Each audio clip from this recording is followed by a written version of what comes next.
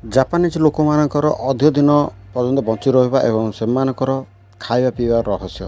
Japanese ଦେଶରେ Okinawa ସହର ଲୋକମାନଙ୍କର କିଛି ଗୁରୁତ୍ୱପୂର୍ଣ୍ଣ ଅଭ୍ୟାସ ରହିଛି ଯାହା ସେମାନଙ୍କର ଅଧିକ ଦିନ ବଞ୍ଚିବାରେ ଏବଂ ସ୍ୱାସ୍ଥ୍ୟବାନ ରହିବାରେ ଏହା ସେମାନଙ୍କୁ ସାହାଯ୍ୟ କରେ।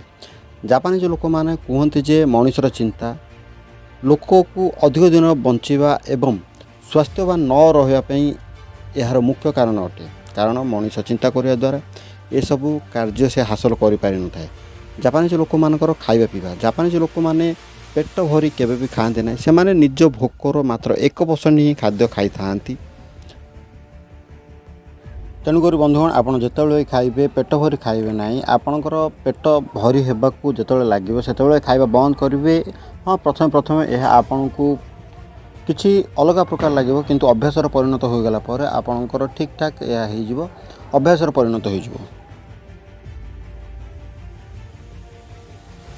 ରିସର୍ଚ୍ଚରୁ ଏହା ଜଣାପଡ଼ିଛି ଯେ ଓକିନାୱା ସହରର ଲୋକମାନେ ପ୍ରତ୍ୟେକ ଦିନ 1800ରୁ 1900 କ୍ୟାଲୋରିଜ୍ ନିଅନ୍ତି। ଏହାଛଡ଼ା ଜାପାନିଜ୍ ମାନେ ପ୍ରତ୍ୟେକ ଦିନ 18 ପ୍ରକାର ଖାଦ୍ୟ ଖାଆନ୍ତି ଏବଂ ସେମାନେ 5 ପ୍ରକାର ପନିପରିବା ଖାଆନ୍ତି, ଯେଉଁଥିରେ ବିଭିନ୍ନ ରଙ୍ଗର ଥାଏ, ଯେପରି ବିଟ୍, ଗାଜର, କ୍ୟାପ୍ସିକମ୍, କୋବି, ସୋୟାବିନ୍, ଏହିପରି ବିଭିନ୍ନ ପ୍ରକାର ଶାଗ। ଏହିଭଳି 5 ପ୍ରକାର ସେମାନେ 5 ରଙ୍ଗର ଖାଦ୍ୟ ଖାଇଥାନ୍ତି ପ୍ରତ୍ୟେକ ଦିନ। 30% କ୍ୟାଲୋରି ଜାପାନିଜ୍ ଲୋକମାନେ କେବଳ ପରିବାରୁ ହିଁ ସେମାନେ ଖାଇଥାନ୍ତି। ଜାପାନିଜ୍ ଲୋକମାନଙ୍କର ଅଟା ହେଉଛି ମୁଖ୍ୟ ଖାଦ୍ୟ। ସେମାନେ ହ୍ୱାଇଟ୍ ରାଇସ୍କୁ ମଧ୍ୟ ପ୍ରତ୍ୟେକ ଦିନ ଖାଆନ୍ତି ଏବଂ ସେମାନେ ସପ୍ତାହକୁ 3 ଥର ମାଛ ଖାଆନ୍ତି। 7ରୁ 12 ଗ୍ରାମ ପର୍ଯ୍ୟନ୍ତ କେବଳ ଲୁଣ ଖାଆନ୍ତି। ଏହା ସହିତ ଜାପାନିଜ୍ ଲୋକମାନେ ଗ୍ରୀନ୍ ଟି ଏବଂ ହ୍ୱାଇଟ୍ ଟି ମଧ୍ୟ ସେମାନେ ପିଅନ୍ତି। ଗୋଟିଏ ସମୟରେ ସେମାନେ ଗୋଟିଏ କାମକୁ ହିଁ କରିବାକୁ ଭଲ ପାଆନ୍ତି, ଯାହାଫଳରେ ସେହି କାମରେ ସେମାନଙ୍କର ଫୋକସ୍ ଭଲ ରହେ। ଫୋକସ୍ ରହିବା ଫଳରେ କାମରେ ଫ୍ଲୋ ମଧ୍ୟ ଆସେ, କାମ ଆଗକୁ ମଧ୍ୟ ବଢ଼େ ଏବଂ ସେହି କାମ କରିବାକୁ ସହଜ ଲାଗେ ଏବଂ ଆପଣ ବିରକ୍ତ ବି ଅନୁଭବ କରିବେ ନାହିଁ। ସେଥିପାଇଁ ଜାପାନିଜ୍ ଲୋକଙ୍କ ଭଳି ଆପଣ ମଧ୍ୟ ସେହିଭଳି କାମକୁ ବାଛନ୍ତୁ, ଯାହାକି ଆପଣଙ୍କର ମନ ପସନ୍ଦ ହୋଇଥିବ ଏବଂ ଅଧିକ ଦିନ ପର୍ଯ୍ୟନ୍ତ ଯେପରି ଆପଣ ସେହି କାମକୁ କରିପାରିବେ। ଆପଣମାନେ ଜାଣିଛନ୍ତି କି ବହୁତ ଥର ଆମକୁ ଏହା ଲାଗେ ଯେ ବହୁତ ଗୁଡ଼ିଏ ଆମେ କାମ କରିବା ଦ୍ୱାରା ଆମେ କମ୍ ସମୟରେ ବହୁତ ଗୁଡ଼ିଏ କାମକୁ ଶେଷ କରୁ, କିନ୍ତୁ ଏହା ସମ୍ପୂର୍ଣ୍ଣ ଭାବରେ ରିସର୍ଚ୍ଚରୁ ଜଣାପଡ଼ିଛି ଯେ ଭୁଲ। କାରଣ ଆପଣ ଗୋଟେ ସମୟରେ ଗୋଟେ କାମ ହିଁ କରିବା ଦ୍ୱାରା ଭଲ ହୋଇଥାଏ। କାରଣ ଗୋଟିଏ କାମକୁ କରିବା ଦ୍ୱାରା ଆପଣଙ୍କର ଗୋଟିଏ କାମରେ ହିଁ ଫୋକସ୍ ରହିବ, ଯାହାଫଳରେ କି ସେହି କାମ ଜଲ୍ଦି କିନା ଶେଷ ହେବ ଏବଂ ଆପଣଙ୍କର ଧ୍ୟାନ ମଧ୍ୟ ସେହି ଗୋଟିଏ କାମରେ ରହିବ। ଯାହାଫଳରେ କି ଜାପାନିଜର ଓକିନାୱା ସହରର ଲୋକମାନେ ଗୋଟିଏ ସମୟରୁ ଗୋଟିଏ କାମକୁ ହିଁ ସେମାନେ ଅଧିକ ମାତ୍ରାରେ ଫୋକସ୍ କରନ୍ତି ଏବଂ ନିଜର ମନପସନ୍ଦର କାମକୁ ହିଁ ସେମାନେ ଫୋକସ୍ କରନ୍ତି, ଅଧିକ ସମୟ ଦିଅନ୍ତି। ବନ୍ଧୁଗଣ, ଆମେ ଯେତେ ସବୁ ଏବେ କହିଲେ ଏହା ଥିଲା 4 ଷ୍ଟେପ୍।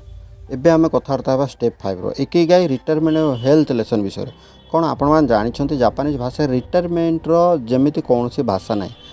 ଜାପାନିଜ୍ ଲୋକମାନେ ନିଜ କାମରେ କେବେ ବି ରିଟାୟାର ହୁଅନ୍ତି ନାହିଁ।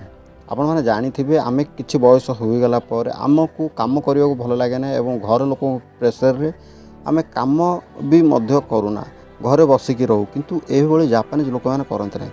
ସେମାନେ ସାରା ଜୀବନ କିଛି ନା କିଛି କାର୍ଯ୍ୟ କରିଥାନ୍ତି। ସେହିପରି ଆମେମାନେ ଅନ୍ୟ କୌଣସି ଦେଶରେ ଯଦି ଚିନ୍ତା କରିବା, ସେଠାରେ ଜଲ୍ଦି ରିଟାୟାରମେଣ୍ଟ ଦରକାର କରିଥାନ୍ତି। କାରଣ ସେମାନେ ପ୍ରାପ୍ତ ବୟସ ହେଲା ପରେ ଯେମିତିକି ରିଟାୟାରମେଣ୍ଟ ନେଇ ଘରେ ବସିବା ସେମାନେ ଚିନ୍ତା କରିଥାନ୍ତି। କିନ୍ତୁ ଜାପାନିଜ୍ ଲୋକମାନେ ଏହିପରି ନୁହନ୍ତି। ସେମାନଙ୍କୁ କେମିତି ହେଲେ ବି କାମରୁ ବିରତି ଦରକାର ହୋଇଥାଏ। ଅନ୍ୟ ଦେଶର ଲୋକମାନେ ଏମିତି ଏଥିପାଇଁ ହୋଇଥାଏ, ସେମାନେ ସେମାନଙ୍କ ନିଜ କାମକୁ ଭଲ ପାଆନ୍ତି ନାହିଁ।